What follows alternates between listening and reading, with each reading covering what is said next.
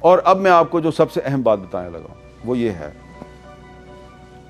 کہ دیکھیں، ایک طرف ڈونلڈ ٹرمپ جو ہیں وہ یہ کریڈٹ لینے کی کوشش کر رہے ہیں کہ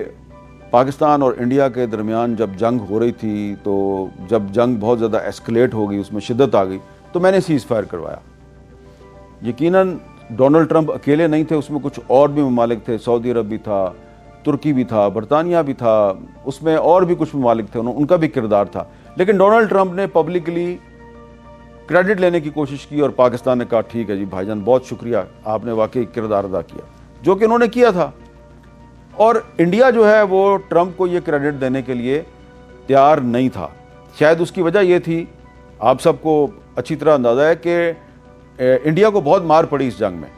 تو اب انڈیا جو ہے وہ اگر ڈونلڈ ٹرمپ کا شکریہ ادا کر دیتا تو نہ صرف یہ کہ اس کی سبکی ہوتی، بلکہ انڈیا کا ایک پرانا ٹریڈیشنل سٹینس ہے کہ جناب پاکستان اور انڈیا کے جو معاملات ہیں یہ بائی لیٹرل معاملات ہیں، یہ دو طرفہ معاملہ ہے، اور اس میں کسی ہم تیسری طاقت کو یا تیسرے ملک کو مداخلت کی اجازت نہیں دیں گے۔ جب بھی کبھی کسی ملک نے کہا کہ ہم پاکستان اور بھارت میں کشیدگی کم کرانے کے لیے کردار ادا کرنے کے لیے تیار ہیں، تو انڈینز نے بڑی ایروگنس کے ساتھ، بڑی رعونت کے ساتھ، بڑے تکبر کے ساتھ یہ آفر مسترد کر دی۔ تو اب وہ ڈونلڈ ٹرمپ صاحب کی بھی جو آفر تھی، نہ صرف اس کو انہوں نے مسترد کیا، جب ٹرمپ صاحب نے کہا کہ میں پاکستان اور انڈیا میں ٹریڈ کروا سکتا ہوں، میں معاملات بہتر کروا دوں، انہوں نے نہ صرف اس کو مسترد کر دیا بلکہ انکار کر دیا کہ ہماری تو جناب آپ کے ذریعے کوئی سیز فائر کے حوالے سے بات چیت ہی نہیں ہوئی۔ اور پھر چپکے انڈیا نے پاکستان پر ایک بڑے حملے کا منصوبہ بنانا شروع کر دیا۔ تو جب ٹرمپ ایک طرف پوری دنیا کو کہہ رہے تھے، ایک دفعہ نہیں، دو دفعہ نہیں، تین دفعہ نہیں، بلکہ 15-20 مرتبہ یہ کہہ رہے تھے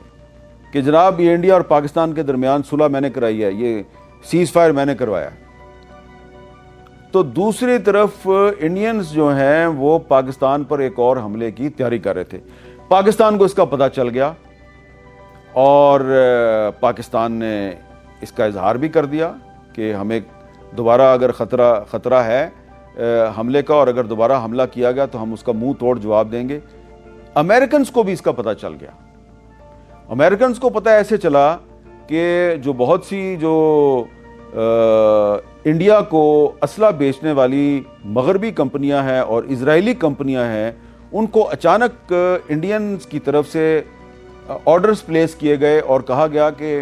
آپ ہمیں یہ جو آرڈرز ہیں یہ جلدی آپ ہمیں سپلائی کریں۔ تو جب اس کو مانیٹر کیا، نہ صرف امریکن سیکیورٹی ایجنسیز نے بلکہ اور بھی جو دنیا کے ممالک ہیں جن کے اس خطے میں مفادات ہیں، وہ ہر چیز پہ گہری نظر رکھتے ہیں، تو انہوں نے بھی پاکستان کو بتایا، چائنا نے بھی پاکستان کو بتایا کہ جناب انڈینز جو ہیں ان کی ان یوزول موومنٹ ہے، یہ بہت تیزی کے ساتھ اسلحہ خرید رہے ہیں۔ تو ٹرمپ صاحب نے ریلائز کیا کہ یہ میں تو سیز فائر کا کریڈٹ لینے کی کوشش کر رہا ہوں، اور یہ انڈیا جو ہے یہ پاکستان پر ایک دوبارہ حملے کا منصوبہ بنا رہا ہے، اور اس معاملے میں اسرائیل کو بھی اپنے ساتھ ملانے کی کوشش کر رہا ہے۔ تو اس سے معاملات جو ہیں وہ مزید خراب ہوئے، اور جب امریکہ نے اپنے بیک ڈور چینلز جو ہیں ان کے ذریعے انڈیا کو سمجھانے کی کوشش کی کہ آپ کو تو چاہیے کہ اب جب کہ سیز فائر ہو گیا ہے تو آپ معاملات بات چیت کے ذریعے حل کرنے کی کوشش کریں، تو انہوں نے بات چیت سے بھی انکار کر دیا۔ ٹرمپ صاحب نے کوشش کی کہ وہ پاکستان اور انڈیا کے درمیان براہ راست کوئی بات چیت شروع کروائیں، انڈیا اس سے بھی بھاگ گیا۔ پھر ایک اور معاملہ تھا انڈس واٹر ٹریٹی کا۔ یہ وہ معاملہ ہے جو امریکن اسٹیٹ ڈپارٹمنٹ اور جو وائٹ ہاؤس ہے، یہ اس نے ضمانت دی اور ورلڈ بینک سے کہا، لیٹ 50s میں اور ارلی 60s میں پریزیڈنٹ آئزن ہاور جو ہیں انہوں نے اس میں بڑا رول پلے کیا تھا، اور انہوں نے ورلڈ بینک سے کہا تھا کہ آپ پاکستان اور انڈیا کے درمیان یہ جو واٹر ڈسپیوٹ ہے اس کو ریزالو کروائیں۔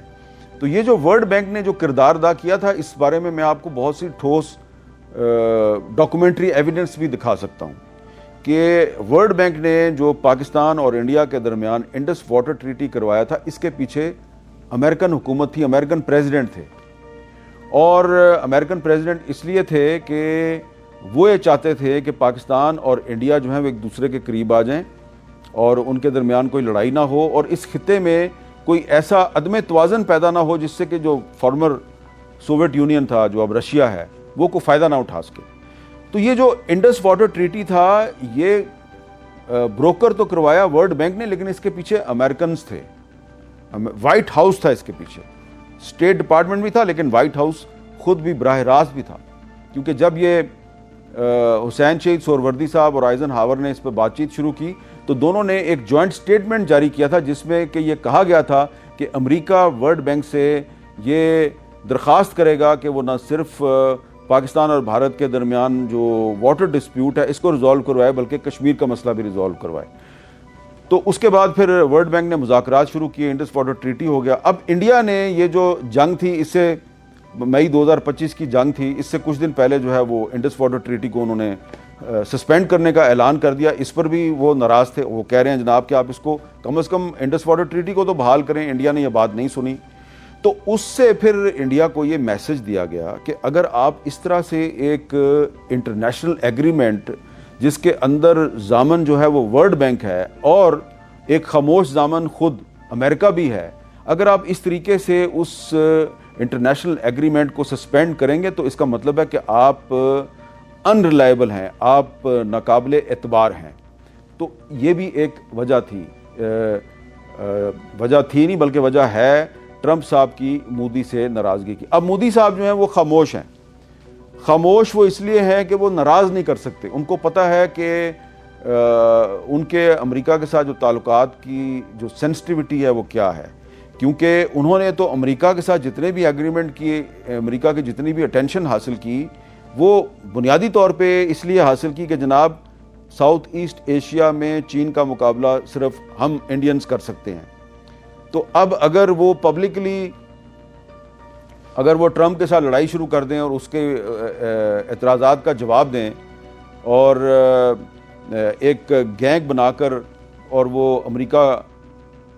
کے جو اقدامات ہیں وہ ان کا جواب دیں گے، تو اس سے ان کی پوزیشن مزید کمزور ہوگی، اور جو مغربی کمپنیاں جنہوں نے انویسٹمنٹ کر رکھی ہے انڈیا میں وہ وہاں سے بھاگ بھی سکتی ہیں،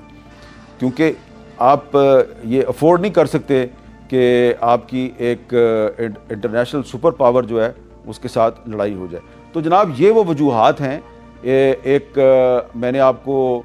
انٹرنل سٹوری بتائی ہے کہ مودی اور ٹرمپ کے جو اختلافات ہیں اس کے پیچھے اصل کہانی کیا ہے۔ تو اس معاملے میں جو پاکستان ہے، پاکستان کو اس میں کوئی مداخلت نہیں کرنی چاہیے۔ پاکستان کا یہ تعلقات بنانے میں یا بگاڑنے میں کوئی کردار نہیں ہے۔ پاکستان جو ہے وہ اپنی پالیسی جو ہے وہ چلا رہا ہے، اور ٹرمپ اپنی پالیسی چلا رہے ہیں اور مودی صاحب اپنی پالیسی چلا رہے ہیں، لیکن یہ جو کنفرنٹریشن ہے مودی اور ٹرمپ کی، اس کا انڈائریکٹلی پاکستان کو فائدہ ہو سکتا ہے۔ اگر پاکستان اس کو مزید ایکسپلائٹ کرنے کی کوشش کرے گا یا اس سے ایک اوپنلی پبلکلی فائدہ اٹھانے کی کوشش کرے گا تو اس کا نقصان بھی ہو سکتا ہے۔ جیسا چل رہا ہے معاملہ ویسے ہی چلنے دیں، کیونکہ مودی صاحب کوشش کر رہے ہیں کہ اپنے کچھ جو دوست ہیں، مشترکہ دوست ہیں امریکہ کے اور انڈیا کے، اس میں کچھ گلف کنٹریز بھی شامل ہیں، تو ان کے گڈ آفیسز کو استعمال کر کے وہ کوشش کر رہے ہیں کہ ٹرمپ صاحب کے ساتھ جو ان کے معاملات ہیں وہ طے ہو جائیں، اس لیے مودی صاحب جو ہیں وہ خاموش بھی ہیں۔ تو ٹرمپ صاحب جو ہیں وہ جیسے بھی ہیں وہ اتنے قابل اعتبار تو نہیں ہیں کہ جو ان کی اس وقت پالیسی ہے مودی کے بارے میں، یہ ضروری نہیں ہے کہ یہ ایک مستقل پالیسی ہوگی۔ انہوں نے بھی کچھ پریشر ٹیکٹکس استعمال کیے ہیں۔ وہ چاہتے ہیں کہ جو انڈیا ہے وہ امریکہ کو ٹیکن فار گرانٹڈ لینا بند کر دے اور امریکہ کی جو ٹرمز اینڈ کنڈیشنز ہیں اس پر آ جائے اور اس پر آ کے ہمارے سے بات چیت شروع کرے، تو ہو سکتا ہے کہ جو 50% ٹیرف ہے یہ تھوڑا سا کم بھی ہو سکتا ہے۔ اس لیے میرا خیال ہے کہ پاکستان کو اس معاملے میں کوئی مداخلت نہیں کرنی چاہیے، لیکن جو ٹرمپ اور مودی کے درمیان جو کشیدگی ہے اس سے جو نقصان انڈیا کو ہونا تھا وہ ہو چکا۔